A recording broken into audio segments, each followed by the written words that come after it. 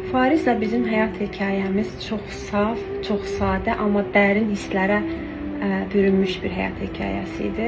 Allah o mənim qarşıma bir xilaskar kimi çıxartdı, bir qoruyucu mələk kimi çıxartdı. Çünki mən anamı itirmişdim, atamla bərabər qalırdım.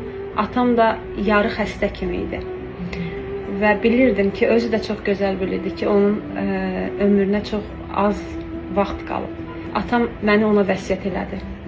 Atam da, anam da fariz oldu həyatımda, valideynim. Çünki mən uşaqlığımı yaşaya bilməmişəm.